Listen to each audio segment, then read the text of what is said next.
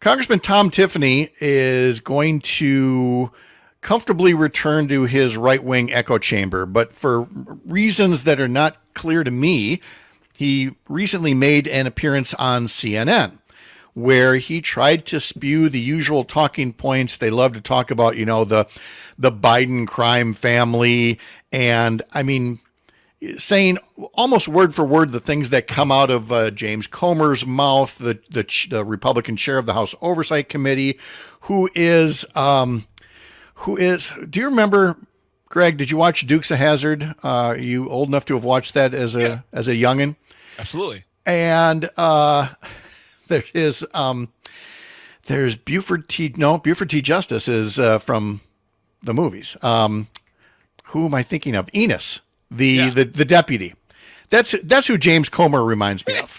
He's like, I'm gonna get those Duke boys. I'm gonna get them, and he never does. He fails every time, and that's who Comer reminds me of. But then there's Tom Tiffany, who's just echoing those same points, even though they've been discredited over and over again. And he thought he was going to do it this time, but Boris Sanchez at CNN wasn't having any of it, and so he just interrupted Tiffany as he's trying to make these points. And here's how the last 90 seconds of the interview went. And there's no evidence in any of the documents put out by the Oversight Committee that a single dollar went to President Biden when he was in office. Therefore, there's no evidence that he did anything illegal, that he abused his power or that he abused his power in office to help his family members or friends get wealthy. Yeah, well, Joe Biden has a check in the amount of $40,000 that has his name on it. You got another $200,000 check that came from Jim and Sarah Biden to him. I mean, there's over $20 million here. I actually have that check here. That was a check from 2018 when he was not vice president, and it actually says that this was a reimbursal. This was a loan repayment from his brother.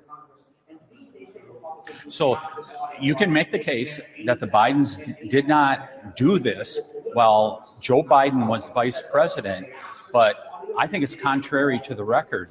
And it's contrary to what happened when Joe Biden was vice president and he went and called off the prosecutor in Ukraine in regards to the Burisma investigation. Sir, that has been debunked. That prosecutor was unanimously disliked by both Republicans and Democrats, and even EU officials said that he was corrupt and they wanted him out. Nevertheless, Congressman, we do have to leave the conversation there. We do appreciate you coming on. We hope you'll come again soon. we're out of time, so I guess I have to stop rubbing your nose in it. I guess you can go now. I have something for Tom Tiffany. Yeah.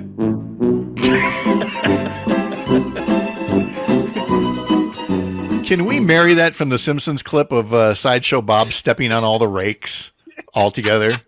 I think that would just make this. It would just make it perfect between Eric Hovde on the beach and Tom Tiffany thinking he can go outside of the right-wing media bubble and just say things that, again, the only folks who still believe these things about Biden and money and Burisma and all the other Crossfire Hurricane, all the other terms they love to use, are the people who haven't actually read up on the issues.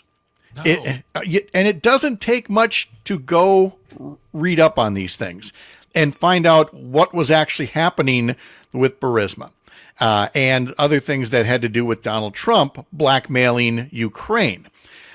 Here's a couple of key points you need to know. We're not going to get all deep into all the history books here, but you do need to know that although Ukraine is being invaded by Russia now, and Russia, covets Ukraine, but Ukraine is its own independent country, that about a decade ago, it had a president in Ukraine who was very much a pro-Russia puppet.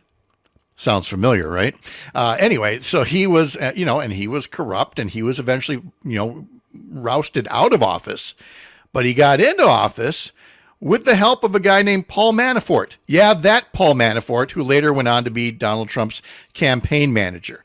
The more you get into this, the more you understand that people who are in their media bubble just don't want to see what's really going on. So all I'm saying is, get your news, get your information from a variety of sources so that when you see something that doesn't look quite right, you can look at it and go, I don't know, I heard this over here. Take a look for yourself. Nobody's going to spoon feed you everything. Sometimes you got to look at things and make your own decision. But look at more than one perspective. That's really all that I'm getting at. If you do that, you're going to be much better served. Yeah, and a lot of times these guys are saying things where before their sentence is done, you can Google search it and find out how wrong it is. Mm-hmm. And I that's mean, it's ridiculous. That's what this CNN anchor was doing. It's like, Congressman, are we going here again? But again, they figure if you say it often enough, people do believe it.